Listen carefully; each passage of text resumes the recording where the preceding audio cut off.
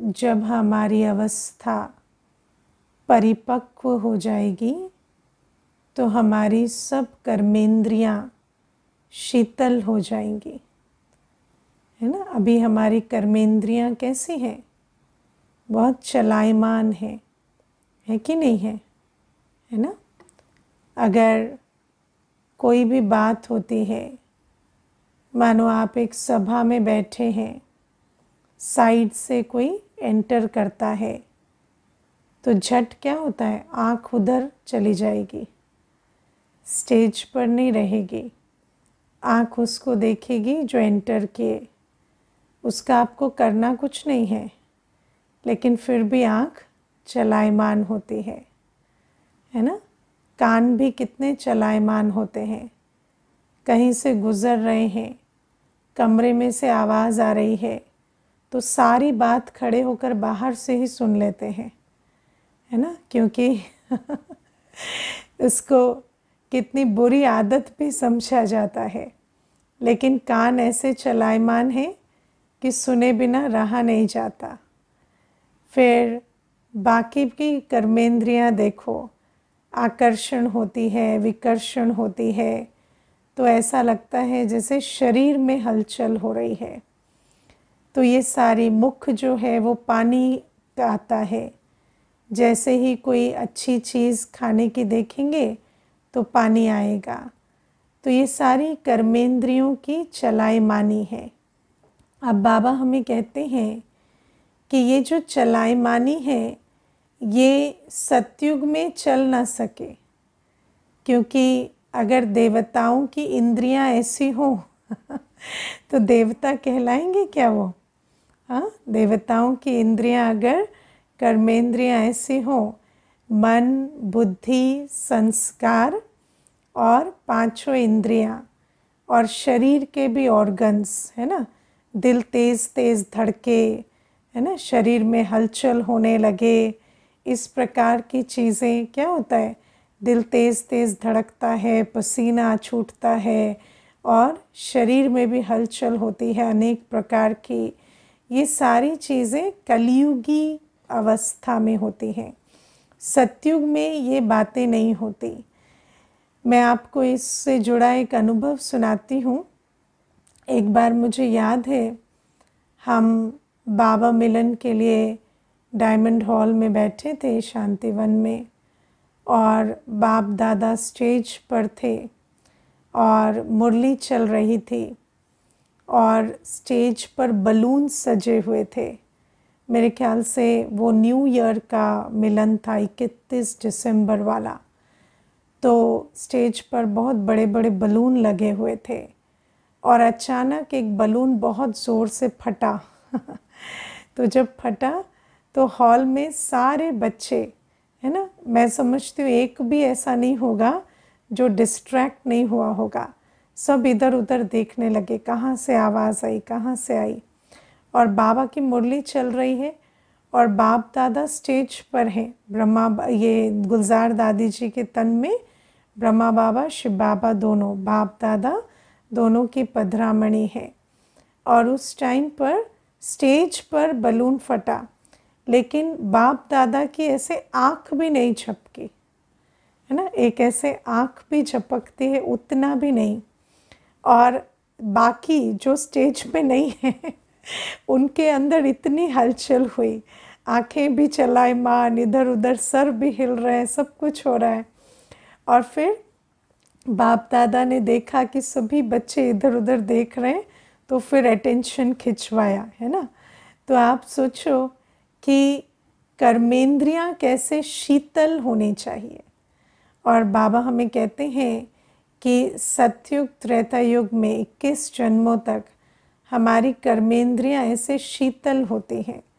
कोई भी बात ड्रामा अनुसार, कोई भी सीन सामने हो, मानो बहुत आकर्षण वाली सीन हो चाहे बहुत विकर्षण वाली सीन हो, हमारे अंदर कोई हलचल नहीं होनी चाहिए, ना मन बुद्धि में, ना कोई शरीर की इंद्रियों में, है ना। कोई आवाज़ में हलचल हो, है ना, मुख पानी हो, आंखें भटके, शरीर में हलचल हो, दिल धड़के, है ना, पेट में दर्द होने लगे है ना, कई कहते हैं हमारे पेट में जैसे कुछ हलचल हो जाती है जब भय लगता है या कोई ऐसी चीज़ होती है, तो ये सारी कर्मेंद्रियों की चलायमानी है। और फिर काम विकार के आधार से भी बहुत चलायमानी शरीर में होती है। तो बाबा कहते हैं ये सारी जो हलचल है, चाहे सूक्ष्म इंद्रियों की चाहे स्थूल इंद्रियों की, ऐसी हलचल सतयुग में नहीं होती। और हमें अब अपनी कर्मेंद्रियों को शीतल बनाना है। किस किस की कर्मेंद्रियाँ शीतल हो गई हैं? हाँ, शीतल हो रही है कर्मेंद्रियाँ। तो बाबा कहते हैं ऐसे कर्मेंद्रियाँ शीतल होनी चाहिए, देवी तुल्य शीतल होनी चाहिए। या जैसे मैंने आपको एग्जाम्पल दिया कि बाप दादा की अवस्था कैसे बिल्कुल शीतल, ऐसी हमारी अवस्था होनी चाहिए। अब बाबा हमें कहते हैं उसके लिए जो विधि है वो क्या है कि हम बाबा की याद से कर्मेंद्रियाँ शीतल होंगी, है ना। एक ही विधि है। बाबा कहते जांच करो कि सचमुच कर्मेंद्रियों में कितनी चलायमानी है। लेकिन जांच करने से भी शीतल नहीं होगी। जांच करने से अटेंशन जाएगा कि हमें कर्मेंद्रियों की चलायमानी के लिए कुछ करना है। लेकिन जो विधि है जिससे शीतल होगी कर्मेंद्रियाँ, वो विधि है बाबा की अच्छी मीठी याद। उसी से कर्मेंद्रियाँ शीतल होती हैं। अब हमें थोड़ा सा इस बारे में चीज़ें समझनी हैं। अब पहली चीज़ आप देखो कि काम, क्रोध, लोभ, मोह, अहंकार, इन विकारों के आधार से या भय, ईर्ष्या, द्वेष, घृणा, आलस्य, है ना, इनको हम फिजिकली फील करते हैं, है ना। आज मनुष्य काम विकार को फिजिकली फील करता है। उसको अनुभव होता है कि जैसे दिल की धड़कन बढ़ रही है, शरीर में चलायमानी हो रही है, या आप देखो कि उसके मन में भी इतनी हलचल होती है, या मोह भी होता है, तो ऐसा लगता है जैसे दिल दहल रही है, होता है कि नहीं। ये तो सारी चीज़ें आज हम फिजिकली फील करते हैं। तो इसीलिए जब हम किसी को कहते हैं कि ये विकार आत्मा में होते हैं, तो कई बार मनुष्य कहता है नहीं, ये विकार तो शरीर में अनुभव होते हैं, है ना, ये तो बड़ी सूक्ष्म स्थूल चीज़ है, तो ये शरीर की चीज़ है, मनुष्य ऐसे कहता है। या क्रोध भी होता है, तो जैसे बीपी बढ़ रहा है और अंदर ऐसे, है ना, हलचल हो रही है, श्वास फूल रही है, तो ये भी क्यों होता है? ये सारी शरीर में हो रहा है। तो मनुष्य को ये समझाना बड़ा आज मुश्किल हो गया है कि इसका बीज आत्मा में है। क्योंकि जब पेड़ बड़ा हो जाता है, वृक्ष बड़ा हो जाता है, तो बीज तो छुप जाता है। तो जो बात आत्मा की अवस्था से शुरू होती है, वो जब संस्कार इतने पक्के हो जाते कि उसका शरीर में अनुभव करने लगते हैं, तो कई बार किसी को कहो कि ये तो आत्मा के अंदर हो रहा है, शरीर में बस व्यक्त हो रहा है, तो वो उस बात को मानता नहीं है। वो तो कहता है कि ये मेरे शरीर की नीड है, या शरीर में हम इसे फील करते हैं, और ये बड़ी फिजिकल चीज़ है। अब आप देखो, काम, क्रोध, लोभ, मोह, अहंकार, इन बातों को तो कितने 2500 वर्ष हो गए, है ना। 63 जन्मों से ये संस्कार हमने बनाए, तो इनको पहचानना बड़ा मुश्किल हो जाता है कि ये इन पर भी विजय पाई जा सकती है। या ऐसा भी हो सकता है कि विकारों की हलचल कर्मेंद्रियों में या मनसा में अनुभव ना करें। ये बड़ी मुश्किल समझ में आती है। लेकिन अभी आप देखो, जैसे कोई शराबी होता है, तो उस आत्मा ने शराब पीने का संस्कार बनाया है, ठीक है ना। तो जब वो शराब छोड़ती है, तो उसको कहाँ हलचल हो रही है? उसको हो रही है शरीर में, होती है ना, विड्रॉल शरीर में हो रहा है। उसको इतनी तकलीफ होती है, उसको लगता है कि शायद हम शराब ना पिए तो शरीर ही छूट जाएगा। अब वो हलचल शरीर में हो रही है, लेकिन वो हलचल हर एक को नहीं हो रही। तो ये कोई नेचुरल चीज़ नहीं है, ये एक आदतवश या संस्कार के कारण कर्मेंद्रियों में ये चलायमानी होती है। शराब देखने से पीने का दिल होगा, नहीं पिया तो फिर वो जो विड्रॉल होगा। तो ये सारी चीज़ें प्रैक्टिकल फील करते हैं जैसे शरीर में हो रही है, लेकिन वास्तव में हो कह रही है, ये तो संस्कारवश हो रही है। ये कोई ऐसा नहीं है कि ये शरीर की नेचर है ना। तो शराब की चलायमानी फील करना शरीर की नेचर नहीं है। ऐसे ही विकारों की चलायमानी भी शरीर फील करे, ये एक संस्कार हमने बनाया है, इस कारण से होता है। ऐसा नहीं कि शरीर की नेचुरल अवस्था ये है कि वो काम क्रोध के अधीन हलचल में आए। समझ आया? तो शरीर की नेचुरल अवस्था जो है वो है हमारी कर्मेंद्रियां बिल्कुल शीतल होती हैं, हमारी आंखें भटकती नहीं, स्थिर होती हैं, हमारे कान चलायमान नहीं होते, जो बात सुनने की है वो सुनते हैं, अन्यथा आवाज़ों को सुनने के लिए हमारी खींच नहीं होती, या कोई भी चीज़ देखें तो खाने की आसक्ति होना, ये हमारी नेचुरल अवस्था नहीं है। या काम विकार के अधीन शरीर में हलचल हो, ये कोई हमारी नेचुरल अवस्था नहीं है, ये हमने संस्कार बनाया है। जैसे आज आप देखो कि अगर कोई शराब आदि का संस्कार बनाता है, या आजकल और भी अन्य प्रकार के संस्कार बनते हैं, जैसे एंग्जाइटी है ना। अब मनुष्य जो एंग्जाइटी फील करता है, मैं अभी पीछे एक माता आई थी तो मैं उनको कह रही थी कि एंग्जाइटी तो मन में होती है ना, मन में आपको चिंता होती है, भय लगता है।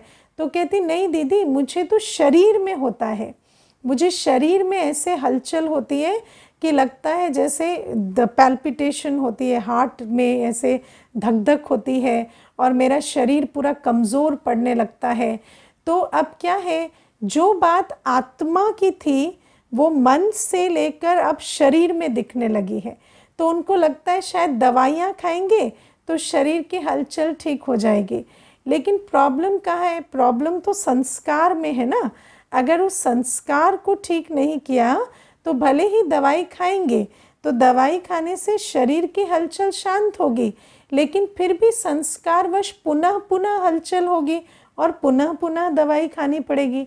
तो बाबा इसीलिए हमें बताते हैं कि ये जो कर्मेंद्रियां हैं हमारी, चाहे मन बुद्धि सूक्ष्म इंद्रियां कहो, चाहे स्थूल इंद्रियां कहो, चाहे शरीर की इंद्रियां कहो, सारी इंद्रियों का जो नेचुरल नेचर है वो शांत रहने का है। लेकिन विकारों के वश जब हम 63 जन्म रहे तो हमने संस्कार बनाए, उन संस्कारों के कारण आज हमारे मन में भी हलचल है, बुद्धि भी भटकती है और हमारी कर्मेंद्रियों में भी चलायमानी होती है। और अगर आज हम अपने पे काम करें तो ये सारी चीज़ें पुनः शांत हो सकती हैं, क्योंकि इनकी ओरिजिनल नेचर ही शांति और शीतलता की है। तो जो कर्मेंद्रियों की ओरिजिनल नेचर है वो क्या है? शीतल रहना। आंखें हमारी शीतल रहें, एकाग्र रहें, इधर उधर भटके नहीं, ये आँखों की नेचर है।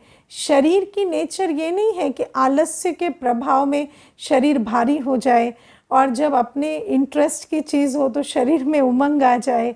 ये सारी चीज़ें कर्मेंद्रियों की चलायमानी संस्कारवश होती है। तो फिलहाल जो इस समय जो अवस्था है वो क्या है कि आत्मा ने जो 63 जन्म जो संस्कार बनाए हैं, उन संस्कारों के अधीन हमारे मन बुद्धि हैं और उन मन बुद्धि की हलचल से फिर कर्मेंद्रियों में भी हलचल आती है ना। आप देखो, एक नियम है आत्मा का, माइंड थिंक्स बाय एसोसिएशन, है ना। आत्मा जो है उसका मन कैसे विचार करता है? जो उसकी स्मृतियां हैं, जो उसके संस्कार हैं, उसके आधार से संकल्प रचता है। जैसे आप देखो, कोई चीज़ आपके सामने आई है ना, अब वो चीज़ जो है, अब मान लीजिए सामने से तूफान आ रहा है, एक छोटा बच्चा है जिसने कभी तूफान नहीं देखा है, तो उस तूफान को देखकर उसे भय नहीं लगेगा, है ना, उसका शरीर फ्रीज नहीं होगा, उसको भय के आधार से जो भी शरीर में या मन में जो हलचल होती है वो नहीं होगी। क्यों नहीं होगी? क्योंकि उसने कभी तूफान देखा नहीं है, तो उसके अंदर तूफान की स्मृति नहीं है। लेकिन जिसने देखा है उसको वो दृश्य देखकर वो हलचल होगी, क्योंकि मन जो है वो स्मृतियों के आधार से संकल्प रचता है। जिस चीज़ की जैसी स्मृति हमारे अंदर है, उस स्मृति के आधार से हमारे मन में विचार और भावना उत्पन्न होते हैं, और उसी आधार से हमारे शरीर में भी हलचल होती है। जैसे आप छोटी सी बात देखो कि जिसके अंदर ऑपोजिट जेंडर को, है ना, स्त्री पुरुष को देखकर या पुरुष स्त्री चोले को देखकर विकारी ख्यालात आने का संस्कार बना है, उनको उसको देखकर वो स्मृति जागृत होती है, तो स्मृति के आधार से विकारी ख्यालात आते हैं, और फिर उन विकारी ख्यालात के आधार से कर्मेंद्रियां भी चलायमान होती हैं। लेकिन अगर वो स्मृति नहीं है या वो स्मृति भिन्न प्रकार की है, पुरुष चोले को देखकर वैसी स्मृति जागृत होती है, तो फिर उस आधार से विकारी ख्यालात आते हैं, है ना। तो विकारों का संबंध जो है वो स्मृति से है, चाहे वो काम हो, चाहे क्रोध हो, चाहे लोभ हो, मोह हो, अहंकार हो। अब आप देखो, लोभ भी है, तो अगर आप ये समझते हैं कि आपकी जो इच्छा है उसका दायरा ये है कि आप 1-2 कमरे के मकान से लेकर 5 कमरे के मकान तक लोभ रखते हैं, तो 5 कमरे का मकान देखते हैं तो संकल्प आता है, अरे ये मेरा होना चाहिए। फिर अंदर आता है, मैं तो छोटे घर में रहता हूँ। लेकिन अगर आपके अंदर वो संस्कार नहीं है कि आप महल देखकर सोचें ये मेरा होना चाहिए, तो महल देखकर आपको कोई कंपैरिजन नहीं होता, उसको देखकर आप शांत रहते हैं। लेकिन 5 कमरे का मकान देखकर अंदर हलचल होती है। तो बाबा हमें कहते हैं कि सारा जो खेल है वो स्मृति का है, वो संस्कारों का है। और जब आत्मा कोई भी चीज़ देखती है, सुनती है या संकल्प में आती है, जैसे कोई याद आती है, कोई देहधारी याद आता है, कोई बात याद आती है, तो उससे जुड़ी हुई जो स्मृतियां हैं और जो हमारे संस्कार हैं, उस आधार से हमारे अंदर भावनाएं भी जागृत होती हैं और उस आधार से शरीर में हलचल भी होती है। इसीलिए हर आत्मा का जो संस्कार है वो तो भिन्न भिन्न है, और इसीलिए आप ये नहीं समझ पाते कि इनको ये बात देख के इतनी तकलीफ़ क्यों होती है या क्रोध क्यों आता है, मुझे तो नहीं आता, है ना। जैसे अगर कोई किसी का अपमान कर रहा है, तो एक है जिसको बहुत बुरा लग रहा है और दूसरा है उसको इतना बुरा नहीं लग रहा। तो क्यों नहीं लग रहा? क्योंकि हर एक के संस्कार और स्मृतियों के आधार से उनके अंदर भावनाएं आती हैं और उनके मुख से बोल निकलते हैं या कर्मेंद्रियों से कर्म उस आधार से होते हैं। तो बाबा हमें ये बात समझाते हैं कि वर्तमान समय में संस्कार जो हैं और जो पुरानी स्मृतियां हैं वो बहुत विकारी हैं। अनेक प्रकार के विकारी स्मृतियां और विकारी संस्कार आत्मा के अंदर हैं, और उस विकारी स्मृतियों और संस्कार के आधार से विकारी संकल्प, विकारी भावनाएं होती हैं, और शरीर में भी विकारी उत्तेजनाएं होती हैं, और उस आधार से फिर उल्टे कर्म भी होते हैं। करेक्ट? ये अभी की अवस्था है। और बाबा हमें कहते हैं अगर हमें इस अवस्था को परिवर्तन करना है तो हमें क्या करना होगा? हमें मुझ आत्मा को, बाबा को याद करना है। और बाबा कैसे हैं? बाबा है संपूर्ण निर्विकारी, है ना। बाबा है पवित्रता के सागर, शांति के सागर, शुद्ध प्रेम के सागर, सर्वशक्तिवान। तो जब आत्मा का बुद्धि योग बाबा से रहता है तो उस बुद्धि योग के आधार से हमारा मन बाबा के गुणों और शक्ति का स्वरूप बन जाता है ना। तो जब आत्मा, आपने अनुभव किया है ना, ब्राह्मण जीवन कैसा होता है?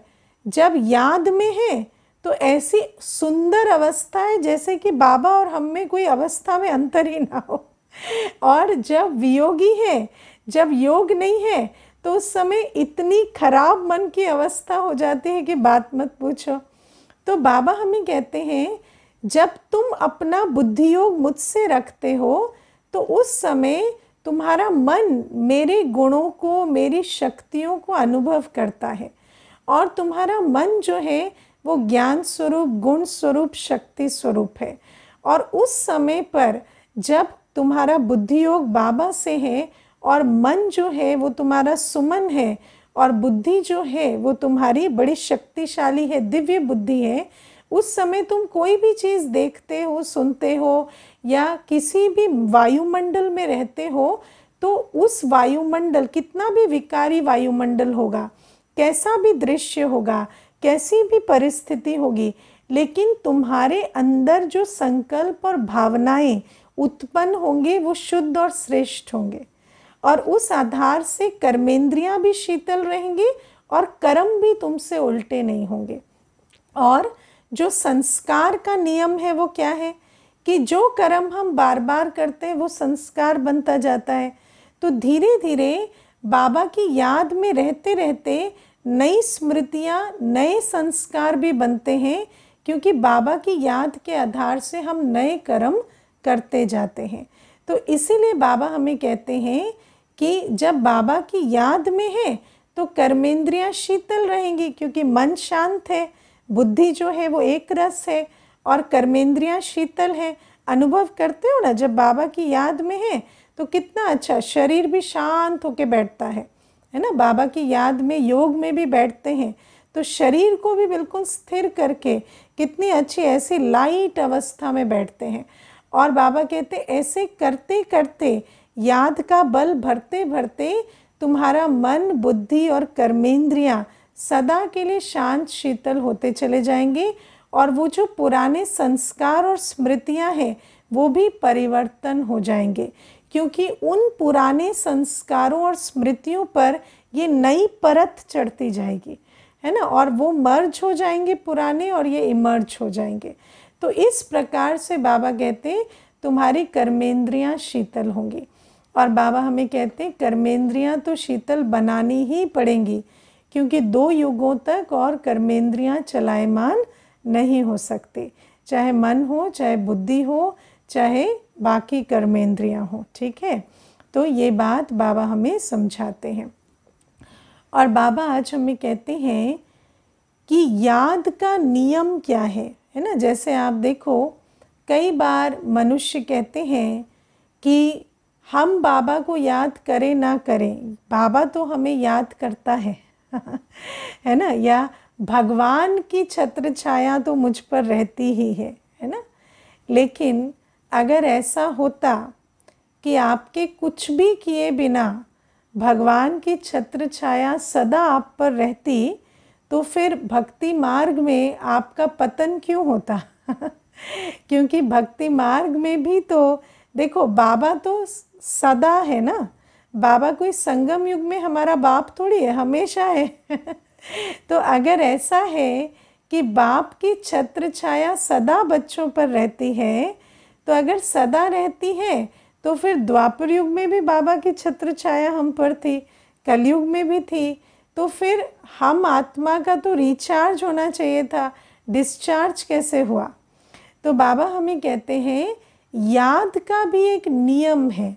ऐसा नहीं कि बाबा की याद या बाबा की सकाश हमेशा बच्चों को मिलती रहती है। बाबा कहते हैं बाबा की कशिश पाने के लिए या बाबा की याद का बल हमारे अंदर भरे, उसके लिए भी कुछ कायदे हैं। और पहला कायदा क्या है कि जो बच्चे प्यार से बाबा को याद करते हैं उनको बाबा की याद मिलती है ना। ऐसा नहीं कि बाबा की याद तो हमें मिलती ही है, बाबा की लाइट माइट हमें मिलती ही है, नहीं। अगर हम बाबा को याद करते हैं प्यार से तो बाबा की याद हमें मिलती है, बिना कुछ किए बाबा की याद नहीं मिलती, है ना। बाबा भले याद करते हैं, लेकिन जैसे आप देखो सैटेलाइट तो हर जगह है, लेकिन आपका टीवी सिग्नल तो तब पकड़ेगा ना जब आप टीवी खरीद के उसका सैटेलाइट से कनेक्शन करेंगे। तो ऐसे ही बाबा कहते हैं कि या सूर्य देखो हर जगह है, लेकिन सूर्य की किरणें आपको कब मिलेंगी? जब आप सुबह उठकर बाहर जाएंगे सूर्य के सम्मुख। तो ऐसे ही बाबा तो हमें हमेशा याद करते हैं, लेकिन बाबा की याद लेने के लिए भी हमें बाबा की याद में बैठना पड़ता है। और बाबा की याद की तो बहुत महिमा है। बाबा की याद की किरणें या बाबा जो हमें देते हैं, उस आधार से तो आत्मा 63 जन्मों के विकर्म विनाश करती है। अगले पूरे कल्प के लिए आत्मा के अंदर सर्वगुण शक्तियाँ भरपूर होते हैं। आत्मा के अंदर दैवी गुण, ईश्वरीय गुण सब बाबा की याद से आते हैं। लेकिन बाबा कहते हैं ये याद ऐसे फ्री में नहीं मिलती। इस याद के लिए तुम्हें मुझे बहुत प्यार से याद करना पड़ता है। अच्छा, ये एक विधि है। दूसरी विधि क्या है? बाबा की याद मिलती है सर्विसेबल बच्चों को। जो बच्चे बाबा की सर्विस करते हैं, बाबा विश्व परिवर्तन के कार्य की जिम्मेवारी उठाते हैं, और जो बच्चे राइट हैंड बनते हैं और बाबा का कार्य संभालते हैं, अपनी तन मन धन और जीवन से बाबा के कार्य में प्रस्तुत रहते हैं, इस ईश्वरीय यज्ञ को सफल करने के लिए अपना सर्वस्व समर्पण करते हैं, उन बच्चों को भी बाबा की याद मिलती है। समझ आया? क्योंकि बाबा जिस कार्य के लिए आए हैं, जैसे मान लीजिए आपका काम कोई कर रहा है, तो आपका ध्यान किस पे रहेगा? उस पे जो आपका काम कर रहा है ना।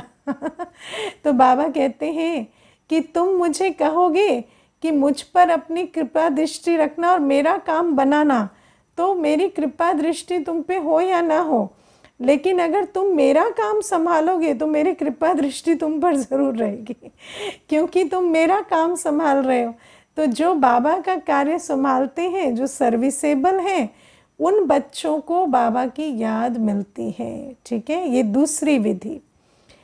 तीसरी विधि बाबा कहते हैं जो बच्चे बहुत पवित्र रहते हैं, है ना, जो अपने आप को बहुत पवित्रता की अवस्था में स्थित करते हैं, जिनका भोजन, देखना, सुनना, जीवन, हर चीज़ पवित्र है, जो ना आँखों से, न कानों से, न कर्मेंद्रियों से कोई भी पतित कर्म नहीं करते, जो अपनी प्योरिटी पर बहुत अटेंशन देते हैं, उन बच्चों को भी बाबा की याद मिलती है ना। आप देखना, अगर आप कोई भी दुनिया की, पुरानी दुनिया की लिपाईमानी से न्यारे हैं और पवित्र अवस्था में रहते हैं, है ना, अपने आप को मन बुद्धि से फ्री रखते हैं, तो आपको ऐसा अनुभव होता है जैसे बाबा आपके साथ साथ चल रहा है। और जहाँ आप अपनी इंद्रियों से पतित कर्म करते हैं या, है ना, कर्मेंद्रियों की चलाईमानी में लिपायमान होते हैं, तो वहाँ पर आपको अनुभव होता है जैसे बाबा बहुत दूर चला गया है। होता है कि नहीं होता है ना? देखो, मैं आपको एक बात बताती हूँ। एक बार एक बहन मुझे कहती है कि मुझे पहले तो ऐसे अनुभव होता था कि बाबा हमेशा मेरे साथ रहते हैं, जबकि मैं दीदी कोई ख़ास ऐसा नहीं कि बाबा को बहुत बैठकर याद करती या ऐसा कुछ भी नहीं था, लेकिन मैं डिसिप्लिन्स पर चलती, है ना। जो बाबा ने कहा है ये करना है तो करती, ये नहीं करना है तो नहीं करती। तो उस आधार से मुझे बाबा के साथ का ऐसा अनुभव होता था कि जैसे हमेशा मैं बाबा की छत्र छाया में हूँ। लेकिन आजकल और अनुभव नहीं होता, है ना। तो मैंने उसको कहा कि अब आपको इतना पता है तो आपको ये भी पता है कि आपको अनुभव क्यों नहीं होता। तो मुझे कहती है हाँ पता है, मैं आपको बता दूँ। तो मैंने कहा हाँ बताओ। तो कहती है कि मेरी जो ननद है वो अभी रहने आई हुई है हमारे यहाँ, और मेरी ननद के साथ मेरे अच्छे संबंध नहीं रहे कभी। तो जब से वो आई है ना, तो मेरे मन में हमेशा उसके लिए कुछ ना कुछ नेगेटिव चलता रहता है। और मैं कितनी भी कोशिश करती हूँ पर वो नेगेटिव रुकता ही नहीं है। वो मेरे कमरे में भी आती है ना, तो मैं उसको आँखों से ऐसे मॉनिटर करती रहती हूँ कि कुछ उठा ना ले, कुछ ले ना ले। तो मैं इतनी, मेरी मन बुद्धि उसमें चली गई है और इतने संकल्प मेरे खराब होने लगे हैं कि अब मुझे ऐसा लगता है कि बाबा का प्यार या बाबा का साथ मैं अनुभव नहीं करती। तो आप सोचो कि मन मैला है, या कुछ मुख से ऐसा खाते हैं, या ऐसे कानों से चीज़ें सुनते हैं, आँखों से देखते हैं, या इंद्रियों से कोई पाप करते हैं, तो फिर ऐसा अनुभव होता है जैसे बाबा मेरे साथ नहीं है। तो बाबा हमें कहते हैं कि बाबा के हाथ और साथ का सदा अनुभव करना है, सदा ऐसे अनुभव करना है कि बाबा से हमें प्राप्ति हो रही है, शक्ति मिल रही है, बाबा हमें सींच रहे हैं। तो उसके लिए 3 बातें हैं। एक, प्यार से बाबा को याद करो। दूसरा, सर्विसेबल बनो। और तीसरा, अपनी पवित्र अवस्था में रहो। आत्मा कर्मेंद्रियों से कोई भी पाप कर्म ना करे, व्यर्थ विस्तार में ना जाए, तो आत्मा को बाबा से नज़दीकी का अनुभव होता है ना। और बाबा आज हमें बहुत अच्छी एक और बात सुनाते हैं। वैसे तो हमने ये बात कई बार सुनी है, लेकिन आज बाबा जब कह रहे थे तो बुद्धि में आई, याद की यात्रा, है ना। बाबा कहते हैं याद की यात्रा क्यों कही जाती है? क्योंकि जैसे यात्रा कर कर आप कहीं से कहीं पहुंच सकते हैं, तो याद की यात्रा से आप बाबा के नज़दीक पहुंच जाते हैं, है ना। और बाबा कहते हैं ये याद की यात्रा ऐसे है कि बाबा को याद किया और अनुभव करते हैं जैसे हम बिल्कुल बाबा के सम्मुख हैं। और जैसे चंद्रमा के सम्मुख जो सितारा होता है उसके अंदर बहुत प्रकाश अच्छा होता है, ऐसे बाबा के सम्मुख जाते ही हम ज्ञान योग के सितारे अच्छे प्रकाशवान बन जाते हैं, है ना। जैसे बाबा की सर्वगुण शक्तियों की लाइट हम अपने अंदर अनुभव करने लगते हैं। मैं कई बार जब योग में बैठती हूँ तो ऐसा फील करती हूँ जैसे बाबा एक मिरर है ना, आईने की तरह है। और बाबा के सामने बैठने से अपनी शक्ल बाबा की दिल में दिखने लगती है और बाबा की दिल इतनी सुंदर है कि अपनी शक्ल भी सुंदर बन जाती है। जैसे आजकल फ़िल्टर लगाते हैं ना, तो फ़िल्टर लगाया तो जैसा फ़िल्टर वैसा चेहरा। तो बाबा की दिल भी एक अच्छा फ़िल्टर है, जिस दिल में जब हम अपने आप को देखते हैं तो हमारी सूरत भी बहुत सुंदर, सतो प्रधान, सतो गुणी नज़र आती है। तो बाबा हमें कहते इस आधार से जब तुम बच्चे मुझे याद करते हो और मेरे नज़दीक होते हो, तो तुम्हारे अंदर भी मेरी लाइट, मेरी माइट जो है वो समाती जाती है। और प्यारे बाबा आज हमें कहते हैं कि लेन देन, अब आप देखो आज क्विज़ में भी था कि जो लेन देन है वो पुरानी दुनिया में हम चाहे दान पुण्य करते हैं, तीर्थ आदि करते हैं, जो भी करते हैं, तो वो लेन देन हम पतितों के साथ करते हैं। कई बार मनुष्य को ये बात समझ नहीं आती कि वो पतित के साथ लेन देन कैसे हुई। तो पतित वो जो काम विकार में जाता है ना। अब इस दुनिया में कौन ऐसे हैं जो खुशी से ब्रह्मचर्य में रहते हैं है ना, सिवाय बाबा के बच्चों के तो कोई भी ब्रह्मचर्य में खुशी से नहीं रहते। तो सभी आत्माएं जो हैं दुनिया में वो पतित हैं, चाहे वो दान पुण्य या तीर्थ भी आप जहाँ करने जाते हैं, वो आत्माएं भी कौन है, वो भी पतित हैं।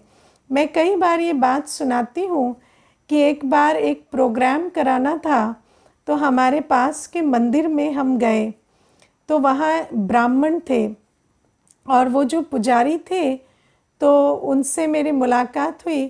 तो मैंने उनको कहा प्रोग्राम हमें यहाँ करना है और इस प्रकार से। फिर मैंने उनको पूछा आप कहाँ रहते हैं, तो कहते यहीं रहते हैं। तो फिर मैंने पूछा कि आपके परिवार में और कौन कौन है, आप अकेले रहते हैं? तो कहते नहीं, मैं हूँ, मेरी पत्नी है और बच्चे का पुरुषार्थ चल रहा है। ठीक है, तो आप सोचो, वैसे तो पुजारी हैं, लेकिन मनुष्य आत्मा को इतना भी जैसे ज्ञान भी नहीं है और वो समझ भी नहीं है। वो तो काम विकार को इतना नॉर्मल समझते हैं कि उनको ये बात कहने में हिचक भी नहीं हुई। तो बाबा हमें कहते हैं दुनिया में हर कोई पतित है और जो जैसा है वो उसी कार्य में अब आपके धन को लगाएगा, है ना। जो भी आप दान पुण्य करते हैं तो वो जब पतित है तो उसके लिए जो हम पाप कर्म कहते हैं वो उनके लिए साधारण कर्म है और वो उसी कर्म में उसे लगाएगा। तो बाबा हमें कहते हैं इसीलिए कोई भी पैसा हम जब लेन देन करते हैं तो हमें बहुत ध्यान देना है कि ये पतितों के साथ लेन देन जब करते हैं तो आप तो पवित्र जीवन जी रहे हैं और आपका जो धन है वो पतित यूज़ करता तो आप पर भी बोझ चढ़ता है। तो बाबा इसीलिए हमें कहते हैं कि पवित्र ब्राह्मण की लेन देन सिर्फ बाबा और बाबा की इस पवित्र ब्राह्मण परिवार में होनी चाहिए, जहाँ जो निमित्त आत्माएं हैं वो ब्रह्मचर्य का पालन करती हैं और संपूर्ण पवित्रता की धारणा के आधार से विश्व कल्याण की सेवा करती हैं। तो इसकी भी खबरदारी बाबा आज हमें देते हैं। अच्छा, ओम शांति।